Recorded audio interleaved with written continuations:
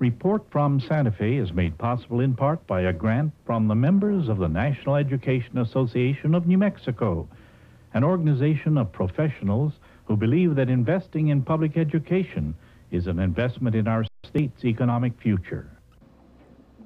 I'm Lorene Mills. I'd like to welcome you to Report from Santa Fe. Our guests today are two of the incredible Udall family.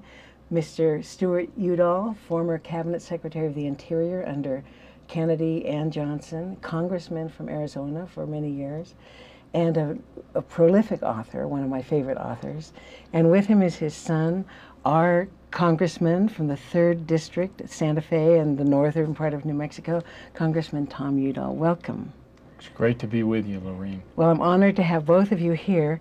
And first I want to talk about a book that Stewart has written because I think it's kind of... Oh, you're so generous. It's one of my favorites. It's called The Forgotten Founders. And it really looks at who really founded the West. It wasn't the gunslingers. It wasn't these romantic figures.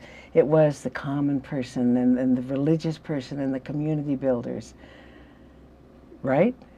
And, well, and first off, the native people. They were here before even the Spaniards were. I've written a book. I'm a great admirer of the Spanish settlement of the western United States, and particularly of New Mexico. But I tried not to leave them out because they were the first settlers, the first Americans. And that is that other book you're talking about is the Inland Empire? Yeah. Yes, and then his first book, which was really the imprint of environmentalism in this country, really was The Quiet Crisis. And after that, The Myths of August, then the Inland Empire, and then my favorite, The Forgotten Founders. All right. But we cannot forget about our congressman here, because you have been working very hard. I'm so glad that you're here with us. And I've learned about an initiative that you've embraced. You have started something called the Peak Oil Caucus in the House of Representatives, founded with a Representative Bartlett from Maryland. But please tell us, what is the Peak Oil Caucus, and what does peak oil mean? Sure.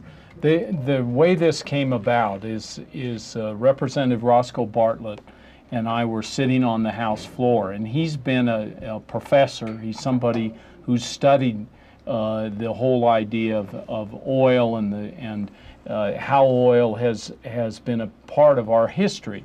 And he's very, very worried when we hit the point. What peak is all about is your maximum production. It's when you start down on the curve and you're never going to produce more than that again. And for example, today the world uses 84 million barrels a day of oil. At some point in time, it may be 90 million, it may be 100 million, maybe 86 million, we reach peak. And from then on, the world will never produce more oil. We're on the downward slope. And if we're approaching peak, which many experts believe now, we need to plan for it.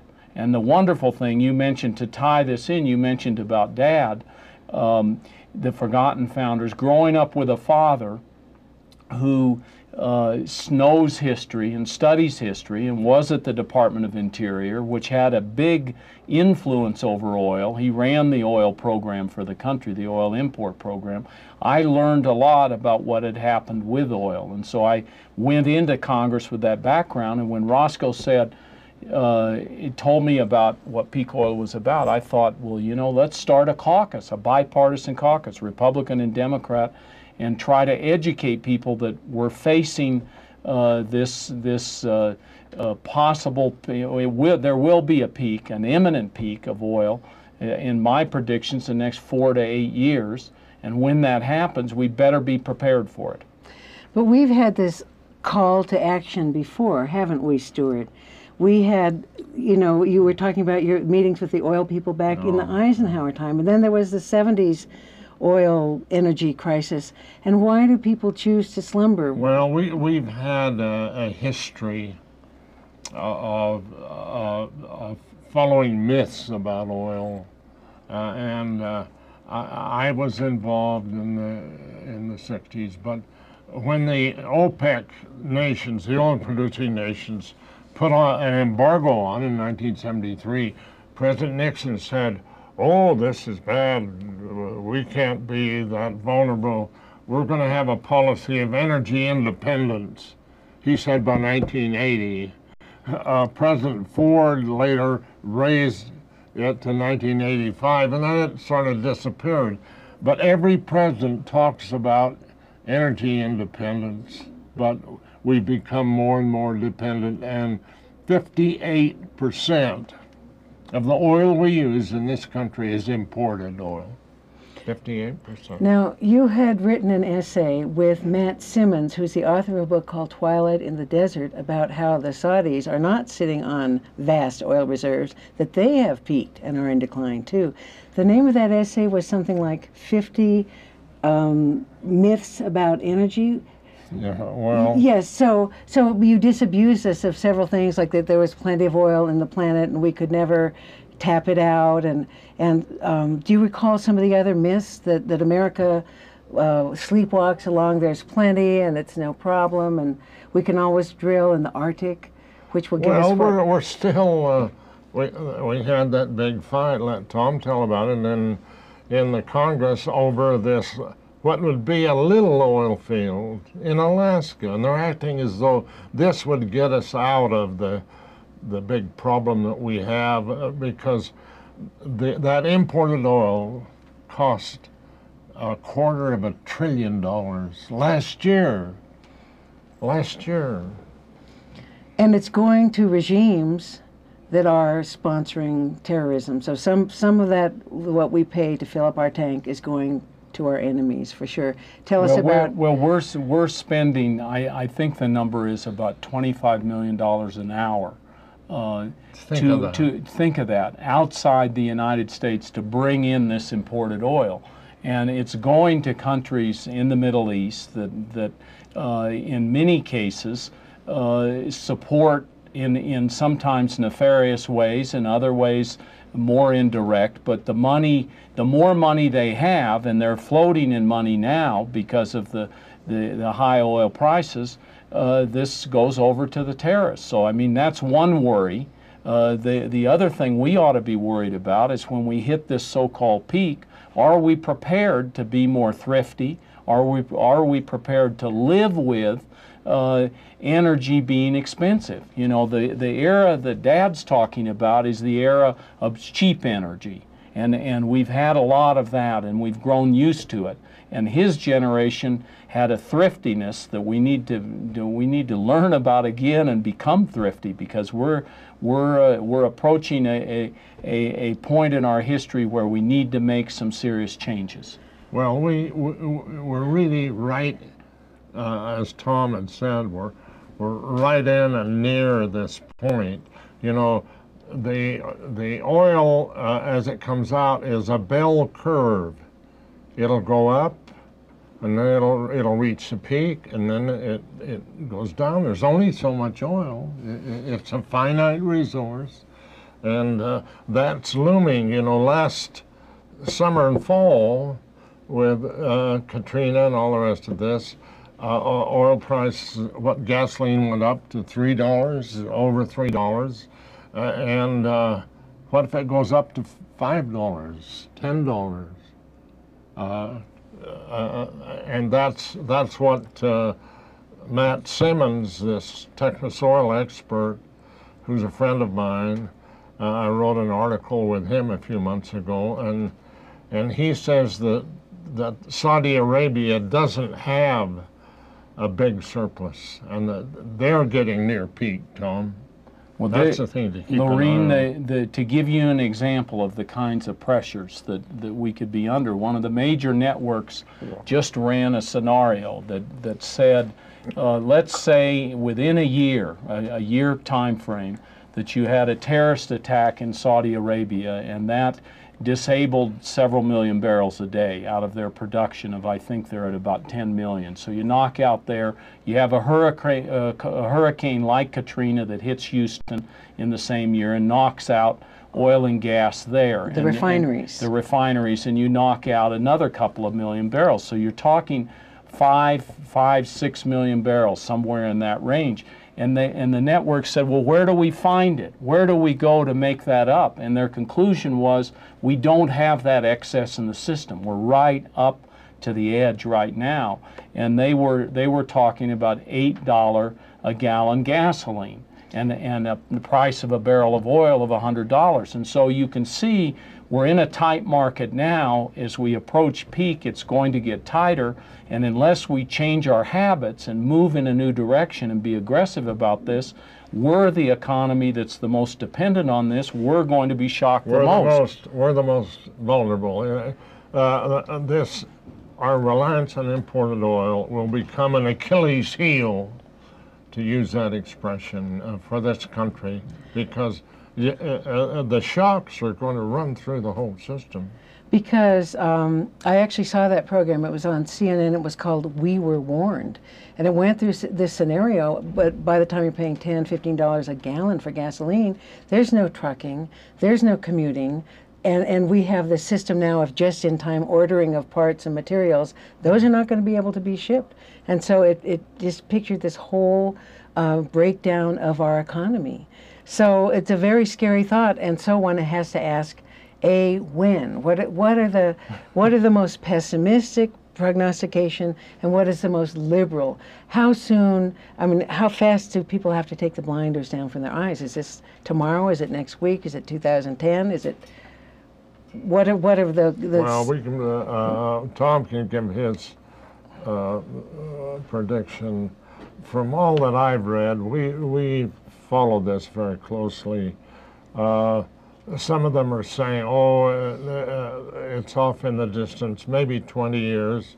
There are some, like this Texas oil man who's an oil investment expert, who believe we're maybe almost there now. And if we're subject, like Katrina, to cutting off part of our production, we're in the soup right there, Tom. Yeah.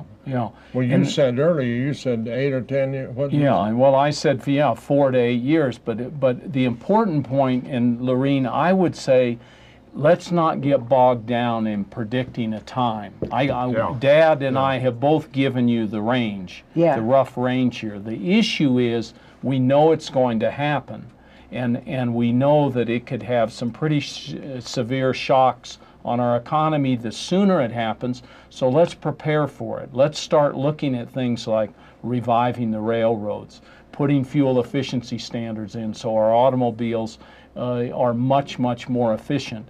Our buildings that we construct are huge energy consumers. In our renovations of buildings and new buildings, we could be much more efficient. There's so many things that we could do in the transportation sector and all these other sectors to save energy, to become thrifty, to conserve, that we could really, this should be a big national effort that we're called to, and we should do it. Leadership by the President of the United States. It's just that simple.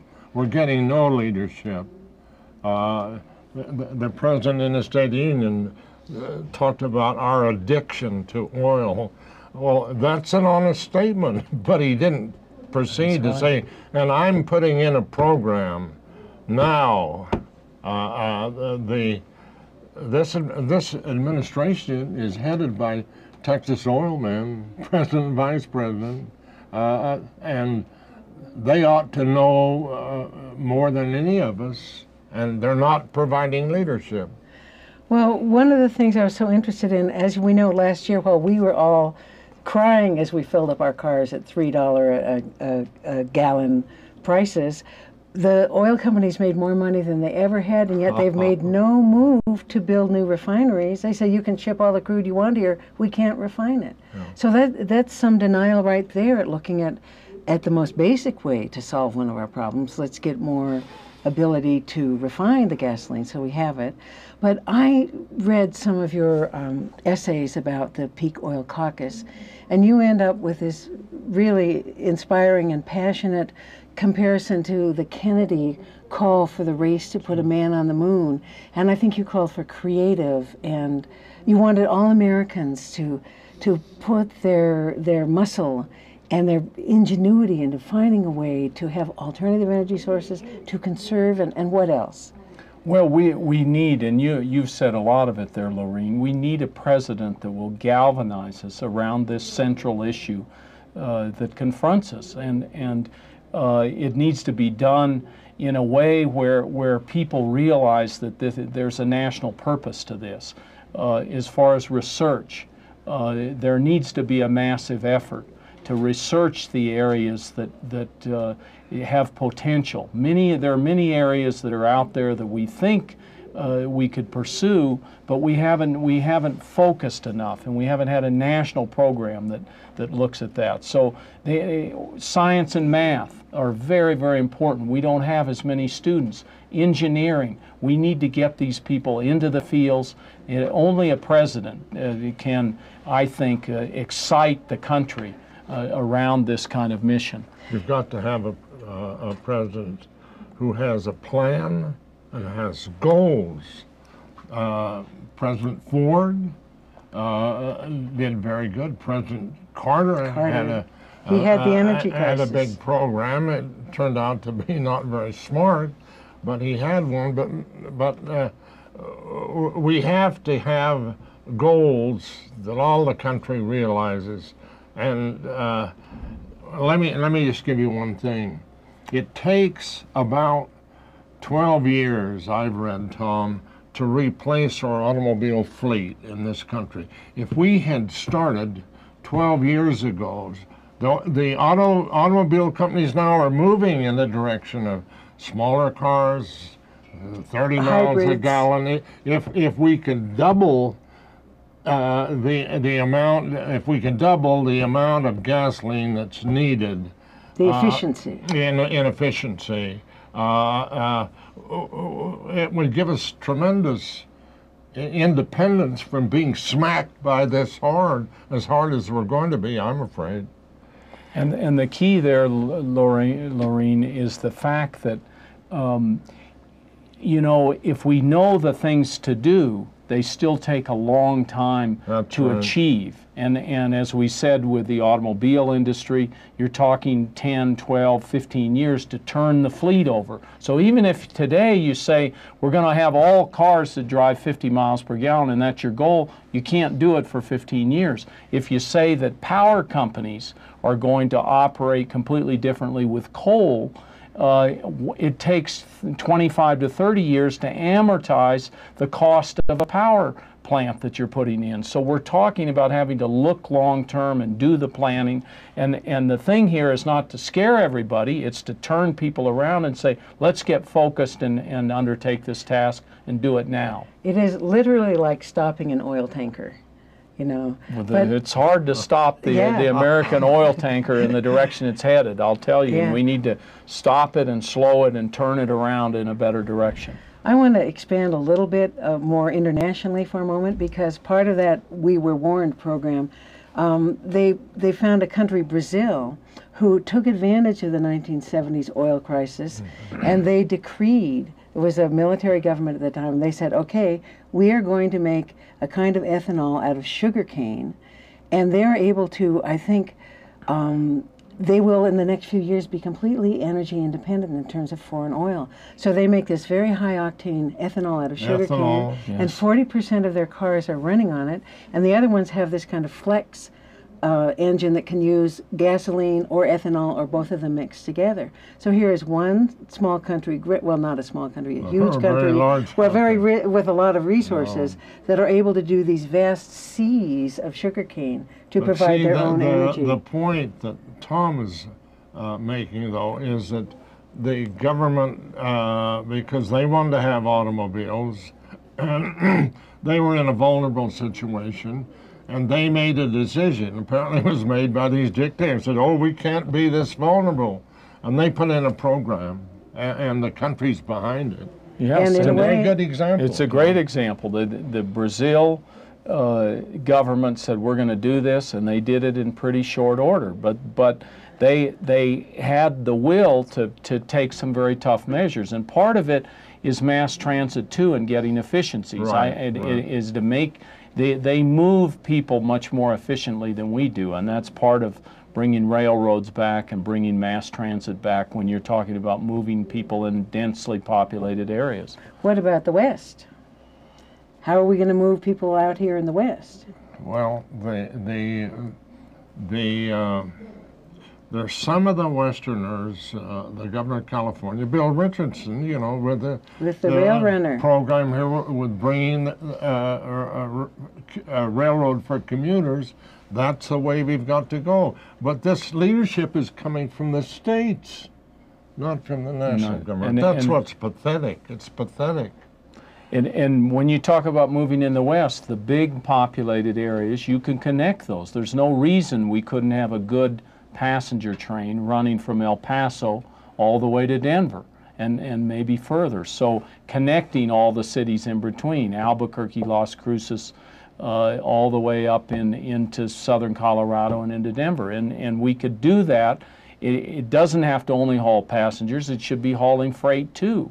We're talking about changing the way we look at things and efficiencies.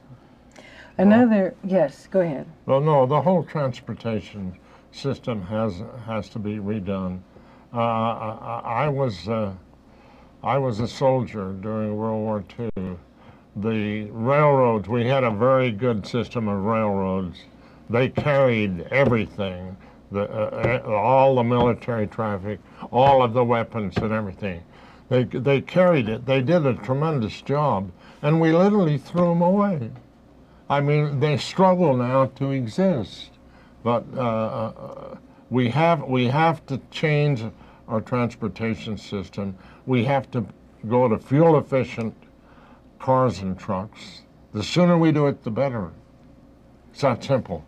And you talk about the peak oil being in terms of supply, but another factor is the demand with the huge middle class in China suddenly wanting cars and the fuel that they need, and in India. Suddenly it was just America and Europe and the industrialized nations that were using up all this oil, and now there's this other huge population. So with demand increasing and supply decreasing, we're in trouble. If you look at the plans that China and India have, and you look at their growth rates, and both those countries I think are growing in the range of 10% a year and have been for a decade or more, you continue that pattern. And you have China with they're putting in a bigger interstate highway system than the United States, which apparently is going to be completed in 5 to 10 years.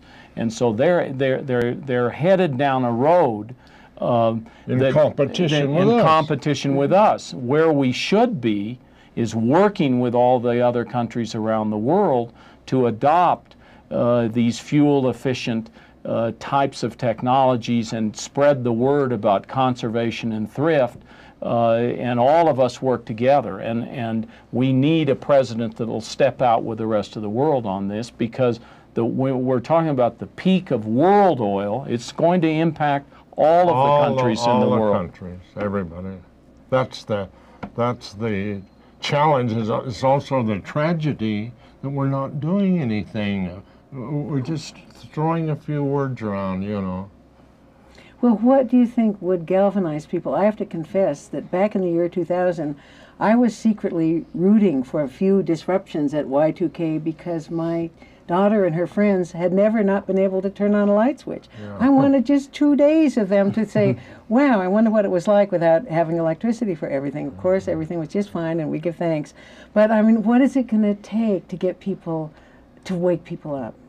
Well, the $3 gasoline price sort of alerted everybody. We're near major changes, but we haven't had any leadership. That's the tremendous thing. The president has to lead. Congress has to lead, Tom, and you know how difficult it is.